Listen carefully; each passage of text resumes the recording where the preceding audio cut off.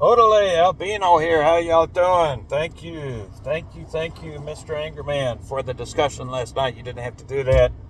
Had fun sharing some ideas. Unfortunately, we only got, about 10, 15 minutes, and you had to proceed with your show. I appreciate the fact that you allowed me to contribute. I appreciate the fact that you recommended that some of your people come check me out as well. Okay? But I really didn't get the time that I wanted to kind of lay things out. And obviously, because number one, it was late at night and I was tired. Number two, because I was piggybacking off somebody else. And well, those things, well, it's like when you get into something, you can talk about it all day, but it was his show, and he's like, all right, man, got to move on. But thank you, Angerman. Thank you for everything. Thank you for recommending people to me. If you came over to his channel or from his channel, welcome. I'm not up as often as he is. I'm a truck driver. I have a lot of stuff going on. But I do try to throw some stuff up when I can. And I try to do the best I can. Some of you're going to find some of my stuff a little off color, especially when I'm angry about something or when I'm passionate about something, or where I try to tell a truth, okay? And before you say, well, this is rough or I don't like it, I would encourage you to just kind of do your own research and reach back and see if I'm right, okay? It is a commentary, so it is my opinion. I don't advocate violence. I don't advocate... don't do anything that your mother wouldn't approve of. How about we just say that, all right? So, we're going to go down. It's kind of... I guess I'm stuck in this space, and maybe it's because it's just where my mind is stuck right now. But Angerman and I kind of had a collision of thought last night, him with this Sonny Holstein topic, and then he got sidetracked by that guy who wanted to debate him on heritage, and Angerman saying that, well, I'm an American and I am Native American, but I feel that perhaps my ancestors aren't directly from Africa, even though he does carry an African phenotype.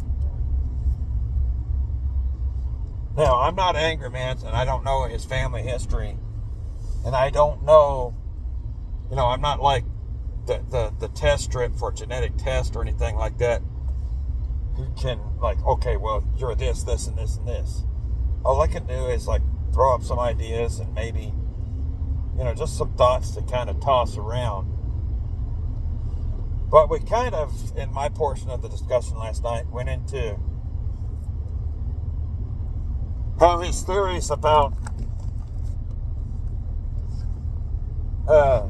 black Americans, not all of them being a product of the Atlantic slave trade and Native American history and world history and all those other things, how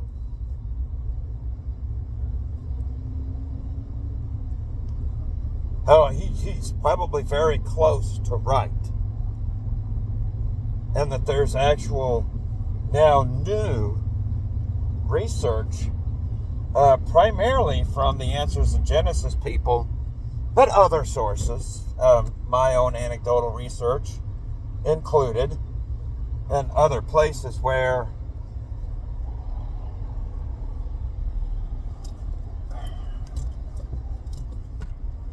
get out this guy's way. Oh, we have an accident.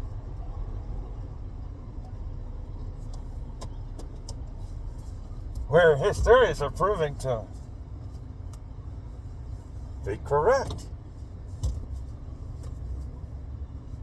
And, we kind of went off into how, particularly here on the American continents, that there's evidence that there were other people groups that have arrived here at different times and from pretty much all over the world.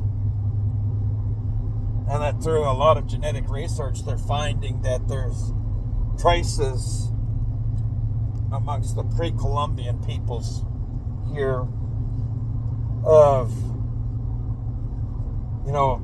of different people groups or different genetic types from Africa and Europe and Asia and just all over the place, right? And how certain people groups, even in the interior of North America, have genetic relationships with people clear on the other side of the world, even though those people groups have been here for hundreds or even thousands of years. We kind of mentioned how certain oral traditions point to the fact that maybe modern archaeology doesn't quite have a full picture. So yeah, we went into a lot of that.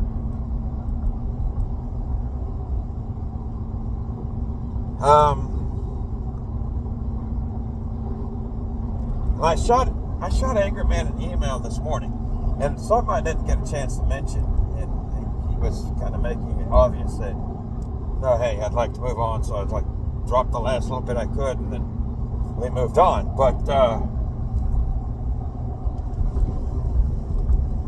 there's a people group here in North America, and it's actually not in the Southwest.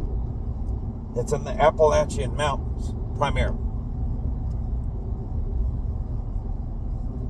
And they're called the Melogians. And who are these people? What are they? Well, they don't know. They're a people group that they don't know when they arrived. They don't know where they came from. Their Y chromosome types point to Middle Eastern, African, Iberian, Nordic, and Asian phenotypes. So it's kind of, they point to all over the world. Now, the Melogians, if you read from what pieces you can pull out of written history about them, they were considered mulattoes. Some of them were considered black. And actually, some of them were actually enslaved as black slaves. Others were treated as Native Americans. They fell in with some of the what they call the 5 civilized tribes. I mentioned that the Cherokee last night carry a European Y-type chromosome. Not all of them, but a lot of them do.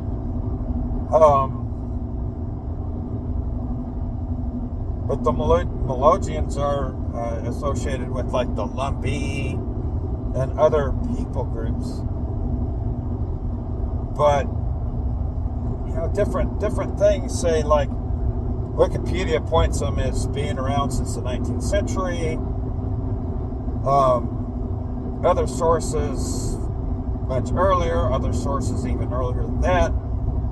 Other sources are just drawing big question marks. So it's probably a fair assessment to say that they've probably been here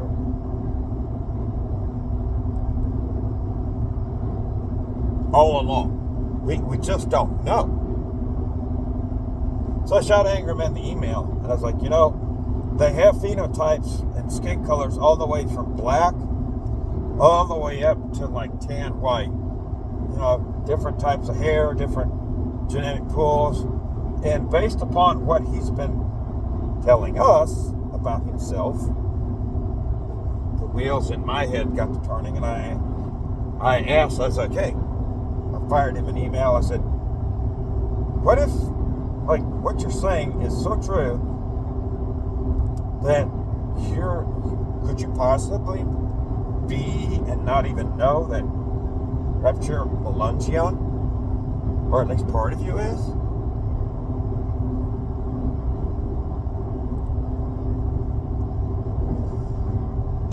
Now, he does bring up some interesting points about the Atlantic slave trade, about the volume of ships and stuff like that. We do know, for example, the Pilgrims who came across on the Mayflower, that you could put a lot of people on a ship, like 100 people, right? We also know that when the Pilgrims came over, and I don't know the numbers off the top of my head, but I'm just, going off of what I can remember. We also know that on the voyage, which was about a 2 to 3 month voyage from Europe to North America in regards to the Pilgrims, that a high percentage of them passed away en route. So let's say that it's a 2 or 3 month voyage from the American continents from Africa. Similar timeline, maybe a little bit further, depending on where in the Americas you're sailing to or from. And you put 100 slaves on a ship from Africa that you went and purchased from the African people over there. And on your voyage, you lose 50% of them, or even 20% of them, okay? So that definitely does thin out the sheer numbers of people that you could bring over.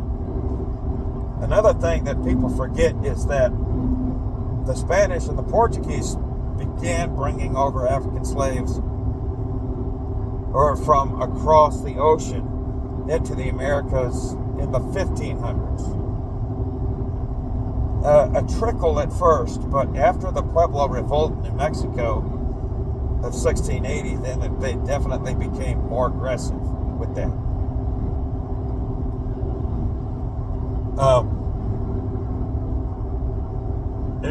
I shouldn't say it was a trickle at first. It was a smaller stream. And then after the Pueblo Revolt of 1680 in New Mexico, obviously, it went up because then they realized, okay, well, the Native Americans that we were enslaving, number one, they're starting to die off because they're getting sick and dying. Now we know it's because from non-native disease exposure and other things, smallpox blankets, starvation, war, and everything else. But two, they're revolting. So, yeah, they started bringing people from other places. That's part of it. The British really didn't start getting into this until the middle of the 17th century, which would be the middle of the 1600s. They kind of started it in the early 1600s, but it really didn't become a thing from Africa until the middle of the 1600s, and a bulk of the slaves that they got, at least for the first 100 years, they actually, the English didn't actually go all the way to Africa to get them. They traded for them from the Spanish and the Caribbean, which means that now you're open to the possibility that, well, a portion of those slaves that they traded from, at least in the 1600s and the early 1700s, or they traded for from the Caribbean, where obviously some of them were African, yes, and others could have been Taino from Hispaniola, Jamaica, Puerto Rico, or they could have been Native Americans pulled up from the Amazon. Or they could have been Native Americans sourced even from Arizona and New Mexico and brought into the Caribbean, put on slave blocks, and then sold to the British or the Dutch. Any combination of things. We know Irish people not in as much so as people of color, were also in that mix.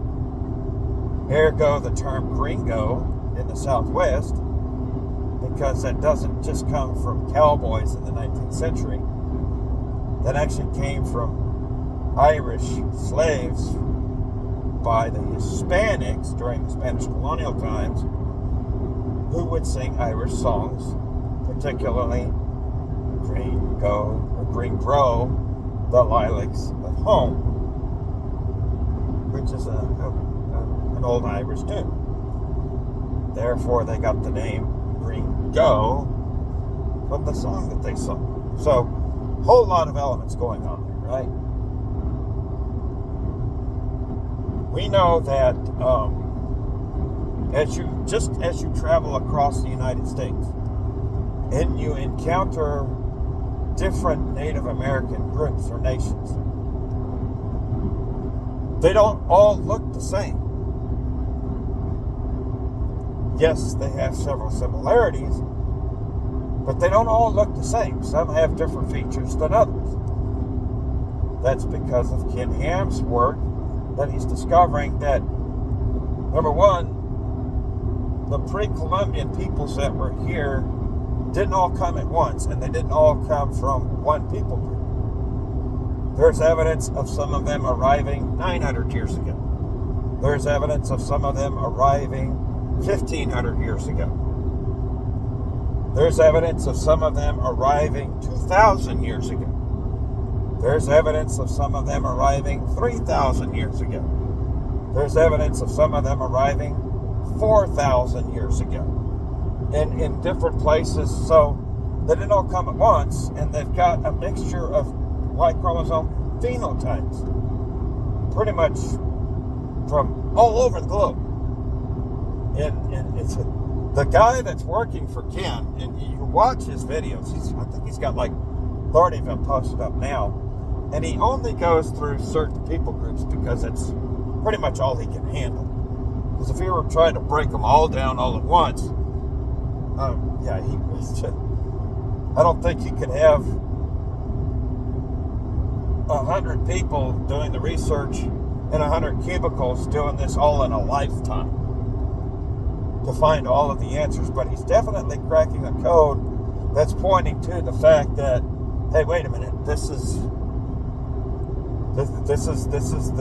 not a monolith. It's not all the same. There's a lot of stuff in here that is showing to be different, and it's showing that it's at different times and from different places. So and then you throw in things like the Melungeons. So, I mean, Angry Man could be 100% wrong. He could actually be directly descended from African slaves with maybe like a Native American relative thrown in somewhere, and a couple European relatives thrown in. So, I mean, he could be wrong. But then again, it's highly possible that he's 100% right.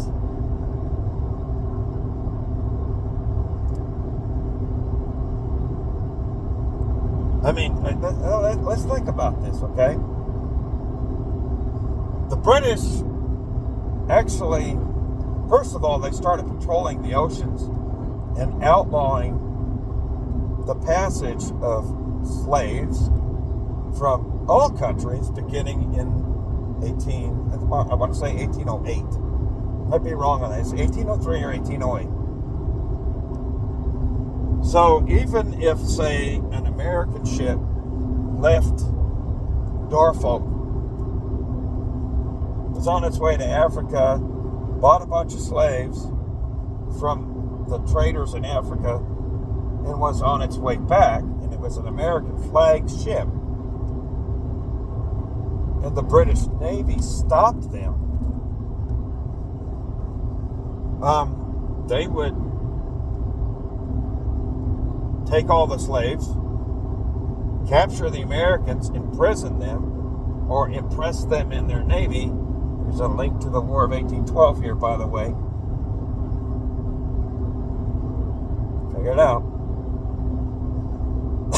take the slaves back to Britain and then put them on a ship and send them back to Africa. Or actually, a lot of black people in Britain didn't even go back to Africa once they were freed by the British. Some of them actually just stayed in the British Isles. That happened too. And there's a lot of black people in Europe.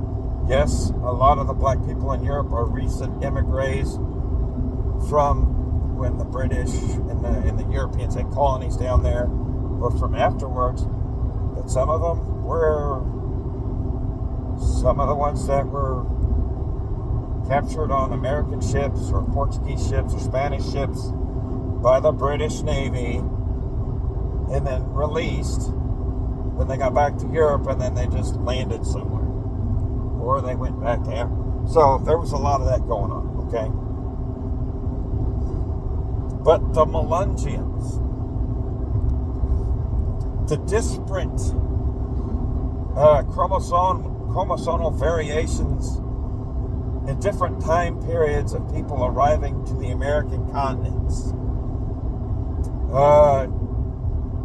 Native Americans on the Hopi reservation don't look the same as a Native American in the Amazon rainforest. And they don't necessarily look the same as a Quechua in Peru. And, then they go back and they look at, I think the guy at Answers in Genesis was talking about, they've got evidence now that even the cloud forests like in Ecuador and Peru, and even a lot of the jungle in Brazil, 500-600 years ago, was either open woodland or it was farmland, or a combination of both. And that the people that were operating those areas may not have been the people that are there today. Or the people that are there today are merely a remnant of what was there before. Then you look at the Folsom Points that they found out near Clovis, New Mexico. Now, if you're a young Earth person, you're probably going to think, or your argument is that those Folsom Points are 3,000 or 4,000 years old. If you're on the evolutionary older scale, you're going to say that they're about 13,000 years old. But here's the thing about the Folsom Points in eastern New Mexico. They're not from the Pueblo Indians. They're not from the Navajo or the Comanche or the Apache or the Kiowa. They resemble similar artifacts found in France and Spain.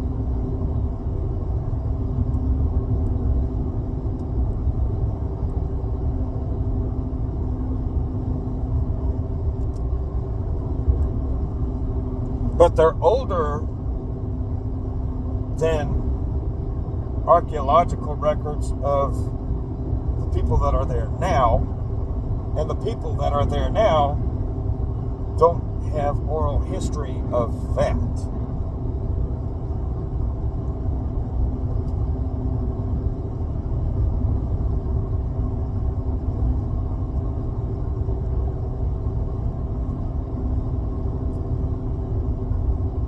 Then you got this place up there by Albuquerque that's called Sandy Man Cave. And the guy who found it, he exaggerated, or it's thought that he exaggerated a lot of stuff. And it was discredited, and then it was attributed to local peoples there, but they really don't have any oral tradition to link them to that, other than one tribe, and it's very, very loosely associated. But, maybe that's... Then you have the red record of the Lenape that was verified, then excoriated. Now it looks like it might actually be true. because it was based strictly on oral tradition of the Delaware in New Jersey, compiled by a historian back in the 19th century. And when the official archaeologist disavowed it, then the tribe disavowed it. But now the guy over at Answers in Genesis has gone through it, and then he's compared that with his genetic research and other movements of other people groups throughout a large portion of North America. And he's like, wait a minute, this actually kind of bears resemblance to what was written in this red record that y'all said was inaccurate, but now I've got evidence to say that it might actually be correct.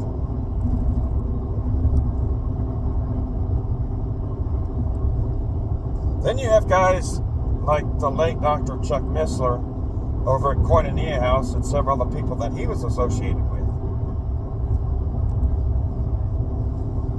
Y'all, they went to Ethiopia, to a place called Exum. And there's a building there that they're not allowed to go into, that's guarded by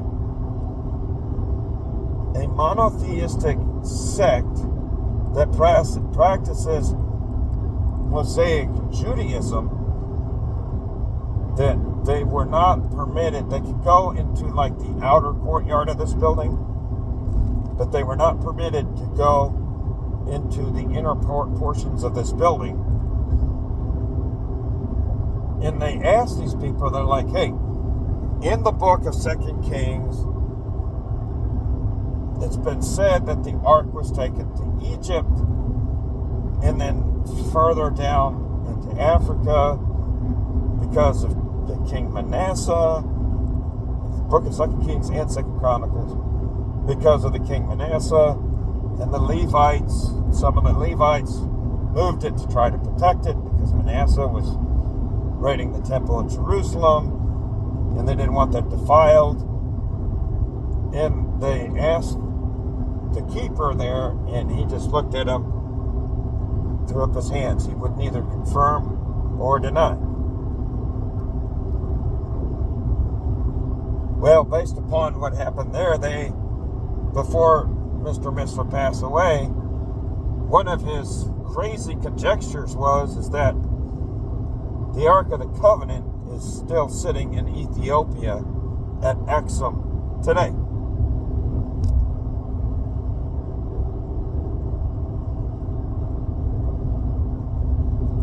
Which means that if that's the case, then there is probably a population of black people in Africa, in Ethiopia, that are descendants of those Levites that brought the Ark of the Covenant down to protect it 700 years before Christ.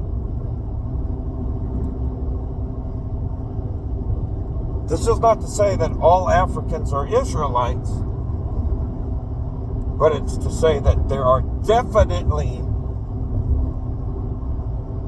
Israelites by ancient descent that are living in Ethiopia, which is in Africa. Of the tribe of Levi, from when they moved the Ark of the Covenant away from evil King Manasseh into Africa through Egypt to protect it, and then eventually down into Ethiopia. And I don't remember the chapter and verse right now, but it says that before the 1,000-year reign of Christ, when Christ returns, that the Ethiopians are going to present him with a special gift. Gee, I wonder what that is.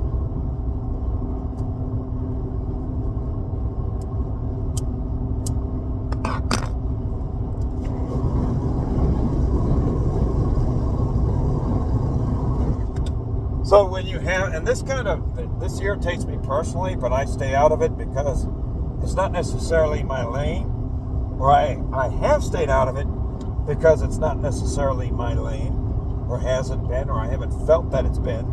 But it did kind of irritate me that there are some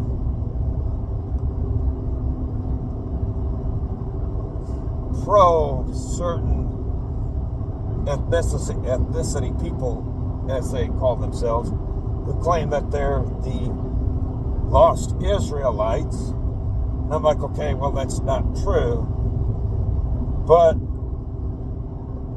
it's partially true. They may not be specifically themselves, but they could be getting that from, and maybe even unintentionally, or just maybe from a misinformed position or a half-informed position, claiming something that's true, but not true for all sub-Saharan Africans. So, are there black Jews? Yes, obviously. Because of what I just laid out for you. Yes. Yes, there are. And one of the biggest immigrant groups to modern day Israel now, from abroad, are in fact people from Ethiopia who are Jews.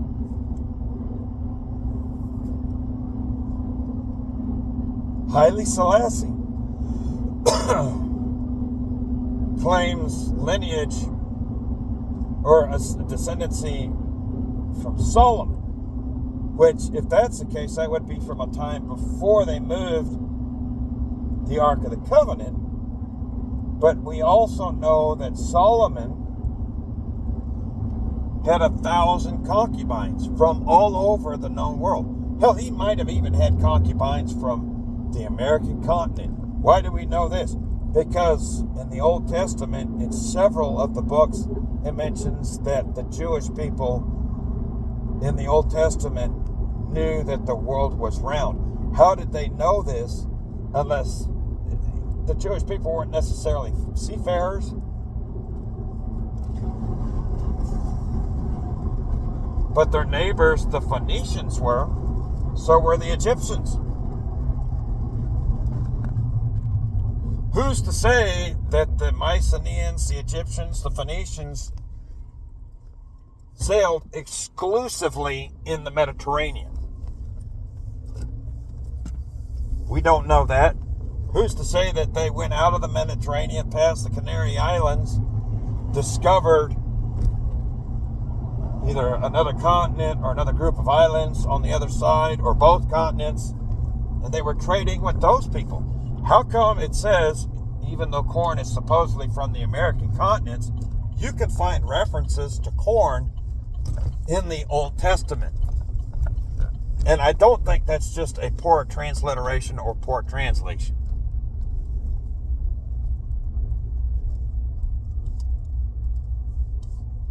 Now that you think about it, it could quite literally mean actual maize corn. And then later on, when the Europeans, like the Columbus type Europeans, came into the Americas, they rediscovered it. Because during the Dark Ages, they weren't exactly exposed to Africa or the Middle East, or even to the Far East, where corn might have still been, but they didn't know about it because during the Dark Ages, Europe was possibly isolated somewhat from the rest of the world outside of the Crusades.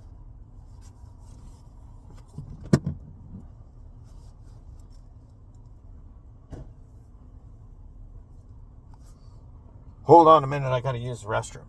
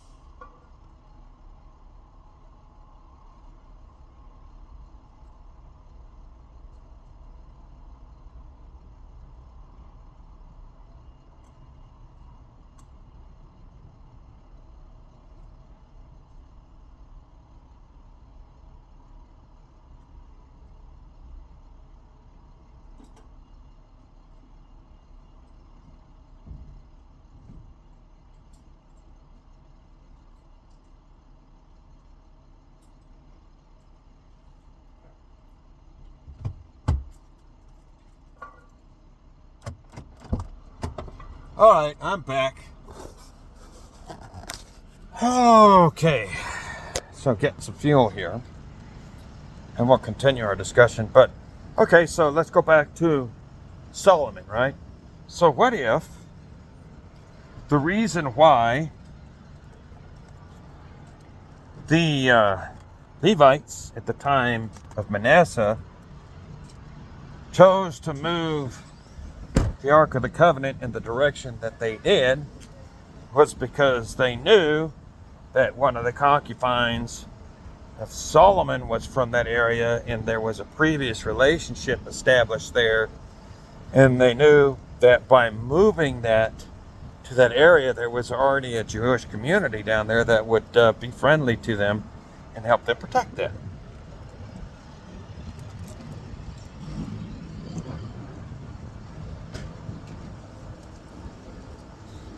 So was Haile Selassie full of shit? Maybe.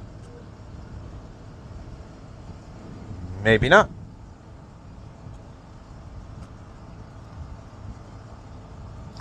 Maybe Haile Selassie wasn't crazy after all.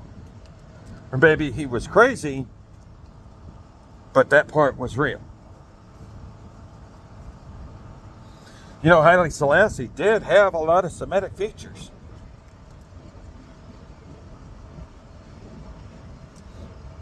Y'all don't know who Haile Selassie is, look him up. Now, Haile Selassie was what they called Rasta because some people mistook him for Jesus Christ or the reincarnation of Christ, which he himself disavowed. But, once again, kernels of truth. Am I saying that the Rastas are correct? Absolutely not. I don't agree with that. I don't see any religious or historical evidence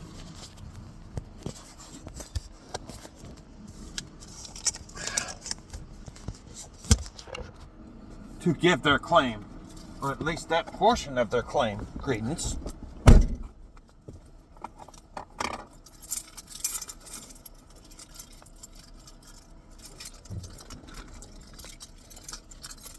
But I do see,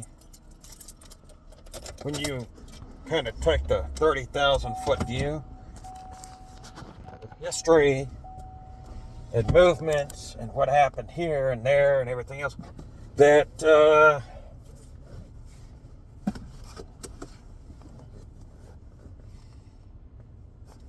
are kernels of truth in that. And even if the Rasta movement is woefully off base, which that's my personal belief, because even Haile Selassie said that, well, no, I'm not Rasta, I'm not the new Jesus Christ. Please don't build a religion around me. At least there's some veracity, potentially, to his claims.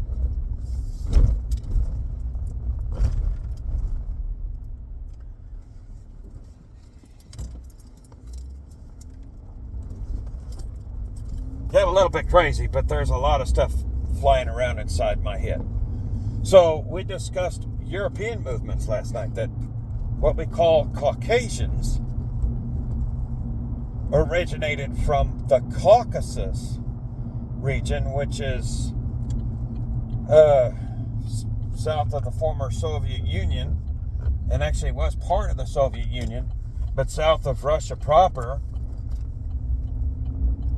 in and south of the Caucasus Mountains, between Iran, or west of Iran, but it includes Armenia, Azerbaijan, Georgia, Anatolia, which is northeastern Turkey.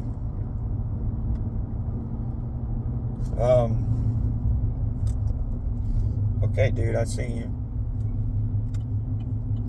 But, and then, you know, we look at the Romans and the Greeks. They were what we call ancient Europeans. The Greeks specifically, and possibly the Etruscans too, were possibly descendants of the Mycenaeans, the Minoans, And the sea peoples, which we now call the Phoenicians, or the ancient Israelites called the Philistines,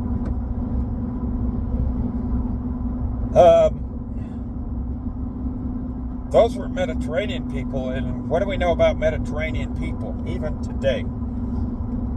Well, they're kind of a hodgepodge of Semitic races, African races, and ancient European races like the Picts and the Celts. Let's look at British history. The English, or the British that we call today, are an amalgamation of Welsh, Scottish, English, but the English were French and the French were English. And the French are Germanic peoples that, and also the Iberians too, by the way. The Iberians were kind of a mix of Romans, Berbers, and Celts. So, I mean, it's just, so the Romans and the Greeks, if you look at their classical statues, they all have curly hair.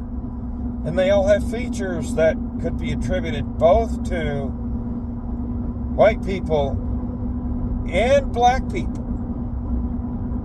And now we see that there are phenotypes amongst certain Mediterranean European people that tie them more closely in genetic relationship to sub-Saharan Africans,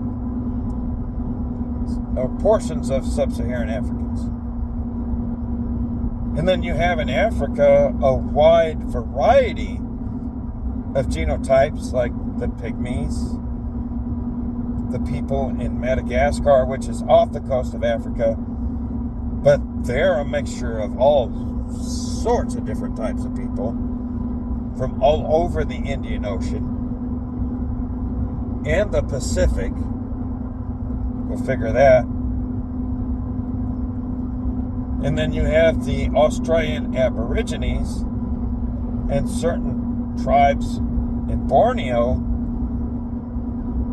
which are black people with an African-like aspect,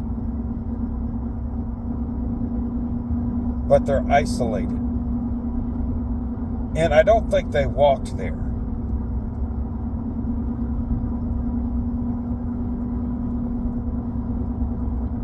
Europeans weren't the only people with boats. The Chinese weren't the only people with boats. The Egyptians had boats. The Arabs had boats. For all we know, which we don't pay much attention to, but for all we know, ancient African peoples that have been buried by the sands of history, they certainly have the forests and the trees. They could have made boats. We know that the Polynesians somehow managed to go from Asia all the way to Easter Island, which is, by the way, just off the coast of South America, in boats. So you mean to tell me that they went all the way to Easter Island and stopped? They never made it to Chile? That don't make no damn sense. Of course they did. They had to have. They nearly crossed the Pacific Ocean and stopped there. Come on now.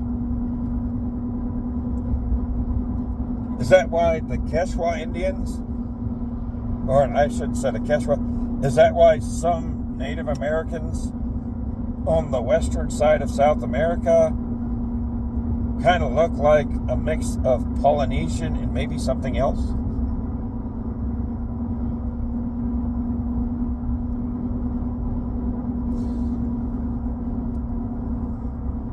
Here's something that'll bake your brain. What's the closest point on North America to the African coast. And no, it's nowhere in the southern states.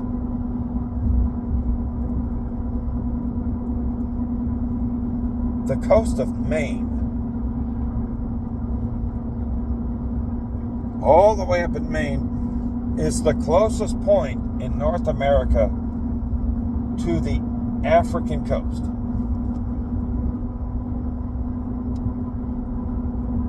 Now, the trade winds being what they are, it may have been a roundabout way, but how come the Mohawks and the Iroquois had mohawks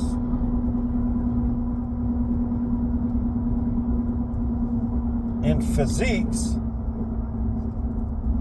similar to tribes in Africa?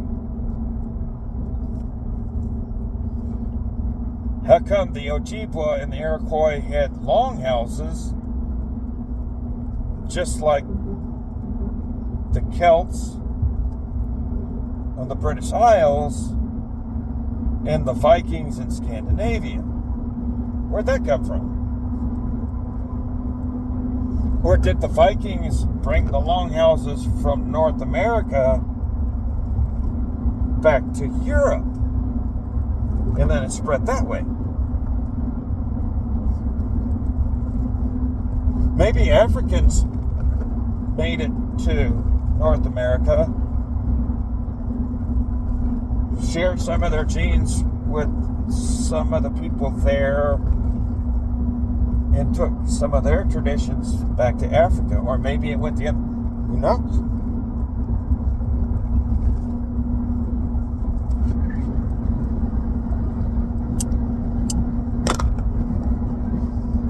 You know, Indian people, like in India,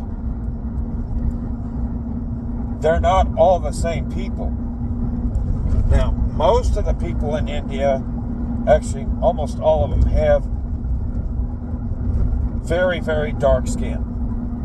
They have like a Caucasian, a lot of them have like a Caucasian type build, but the very dark skin. But it's not too far from India to the west coast of Australia, where there were more black people.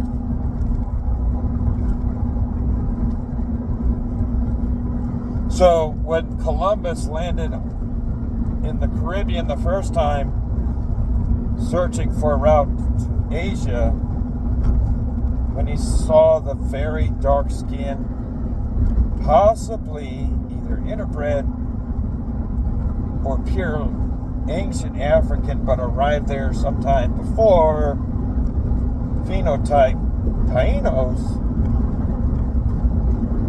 who had very dark skin, he called them Indians. But not all Native Americans have dark skin or round faces. Some of them have kinky hair, like my fiance from Mexico, who traces her people to central New Mexico, which is one of the places where the ancient Americans had a capital city for a very large empire that covered several different types of people groups. Capital city being Chaco, or what we call Chaco Canyon now. But it included tribes from all over that region. And this was before the Apache, the Navajo, the Kiowa, and the Comanche moved into the area about 100 years before the Spanish arrived. And the Apache and the Navajo are Athabascan people whose relatives came from Alberta whose relatives came from Labrador. And then we ask how Scandinavian ruins or writing or inscriptions are found on a cave in southeastern Arizona, right in the middle of Chiricahua Apache homeland.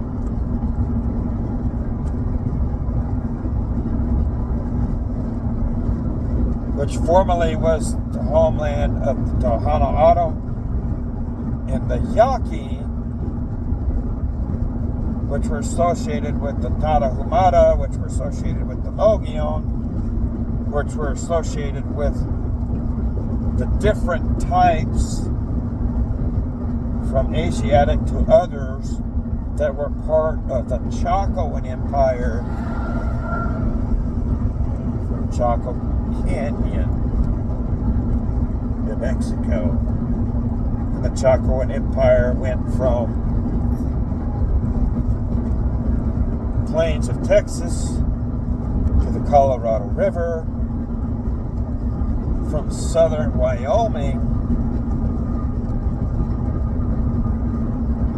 to Durango, Mexico. And they traded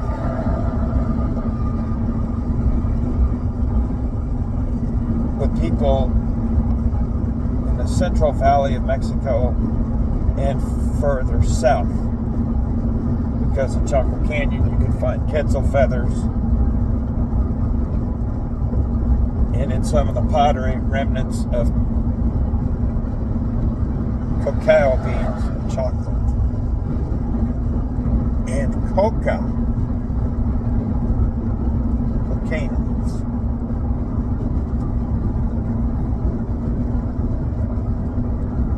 They made their clothes out of wool, but this was before sheep supposedly arrived in the Americas, which means that they either traded with Mesoamericans or had llamas and alpacas that were brought up from that region, because they found camelid bones in that region. And even though llamas and alpacas have wool and are used as pack animals, they're actually in the camel family. And how is it that supposedly these Native American people, which may or may not have had horses, now we're beginning to rethink whether or not the Spanish brought horses to the Americas, or if there were already breeds here that they just didn't know about, but that's a different topic. How come the Chacoans had roads? The Incas had roads, the Aztecs, the Mayans, the Olmecs, the Toltecs. Going as far back in antiquity on the American continent as we can go back, these empires had road systems. You typically don't have a road system unless you have pack animals and the wheel and carts and stuff like that.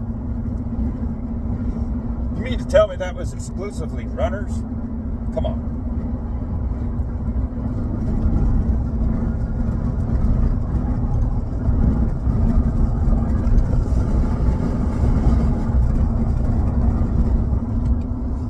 How come the peoples that were associated from vast different people groups that were associated with the former Chacoan Empire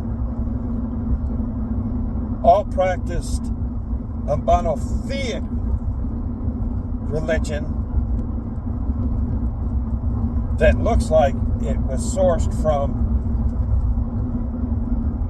monotheism around the time of Job, which is somewhere between Noah and Abraham, by the Yazidis, the Druzes, and the ancestors of the Jewish people 7,000 miles away from the Middle East. It's a more archaic form of that. But the Aztecs, the Olmecs, the Toltecs, and the Mayans, their religion is identical to the religious practices of ancient Babylon and ancient Assyria. In the pyramids, like in Mexico, in Central America, in parts of South America, bear a resemblance to the ziggurats. Oh yes, there were pyramids in Iraq, but they were different than the Egyptian pyramids. They were called ziggurats in the Euphrates and Tigris Valley. And a little bit of a resemblance to Egyptian pyramids as well. And they were used like ziggurats, like they were used in the Sumerian, Assyrian, and Babylonian areas, as opposed to monuments like the Egyptian pyramids were. Even though the Egyptian religion and the Sumerian religions were kind of similar but kind of different. And how come we have references of Nimrod, the first Assyrian emperor, as also being the first emperor of Egypt?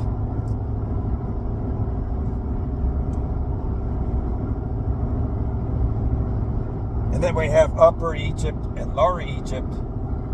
And Upper Egypt is everything south of Aswan to Ethiopia.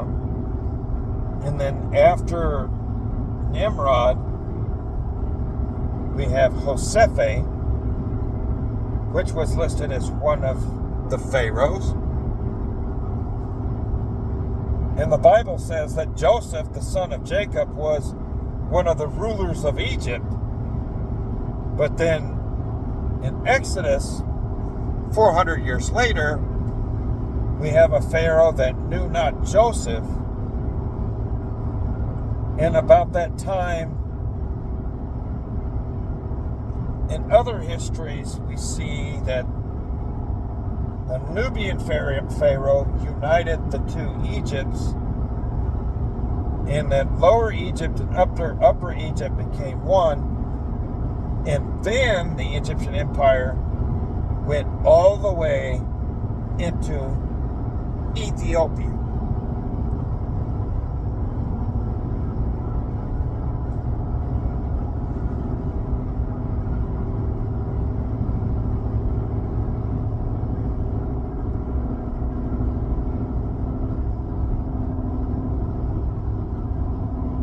Was Leonidas black?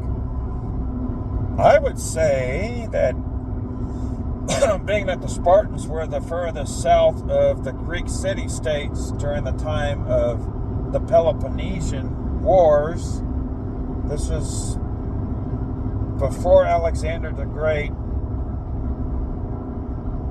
in Macedon, but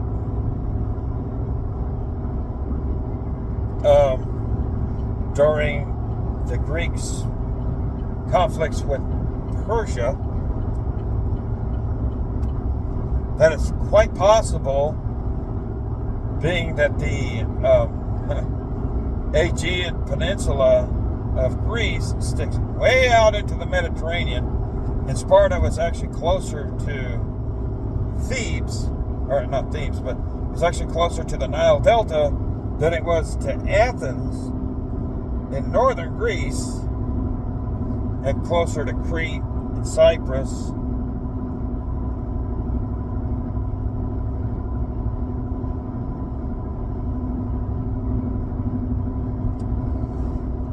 And at that point in time, the Greek city-states were all trading with each other and competing against each other, but they were independent of each other, meaning that they were kind of like different people groups, but they were starting to form a common culture because of commerce and intermarriage and all. What if the Spartans were quote-unquote African,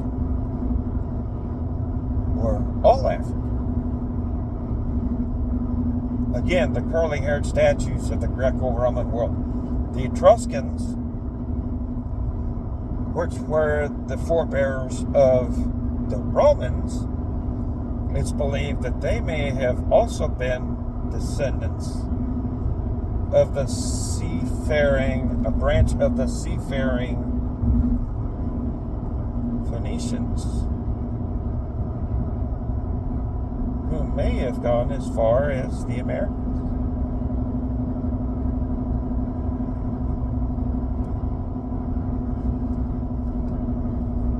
In Ezekiel chapter 38, it talks about an end times prophecy about how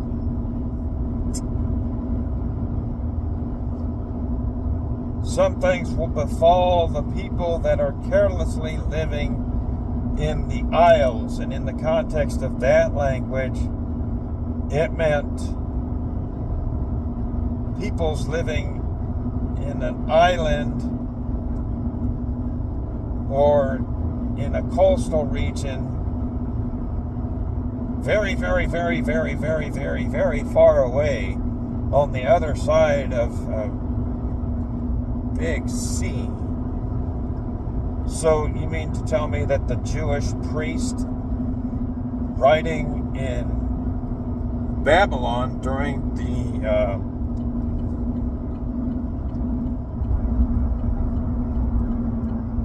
Babylonian, what do you call it? Oh, hell, my words aren't coming to me. When the Jews were sent to Babylon for the 70 years, right? That, is it possible that that Jewish priest knew about the Americas? About the American continents? And that was his reference to that?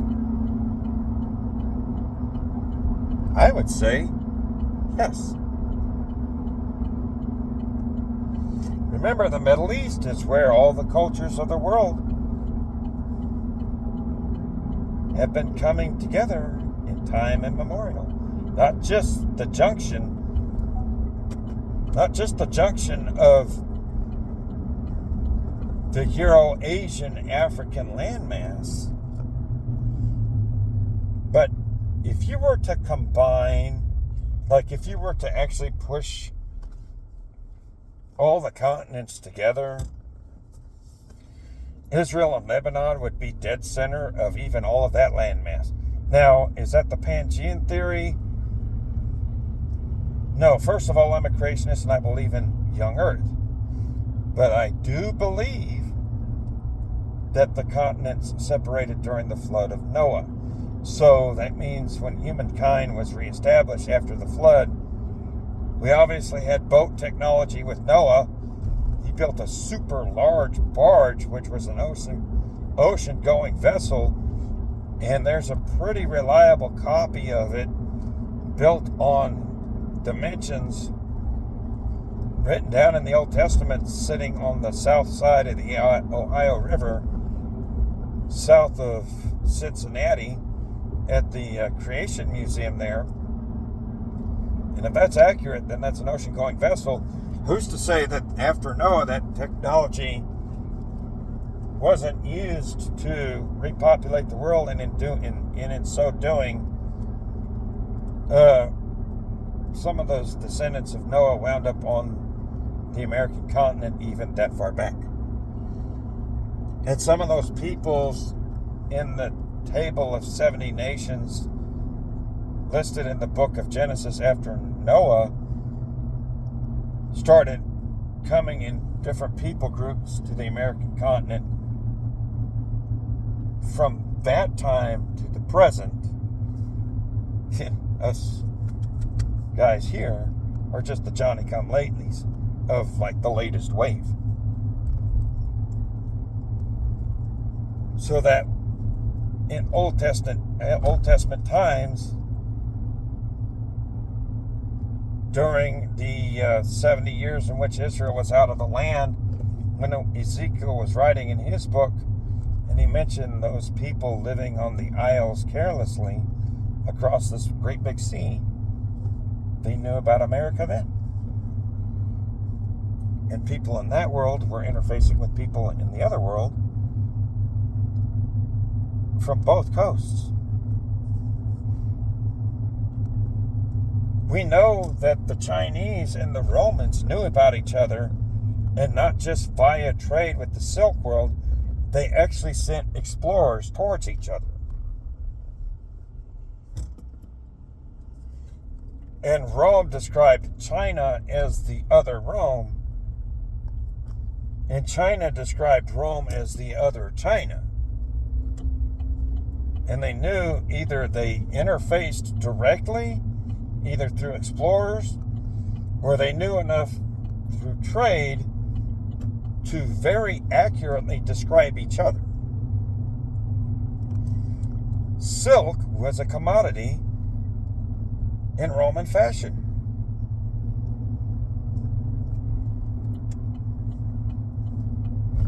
Rice was a delicacy in Rome. Barley made beer in China.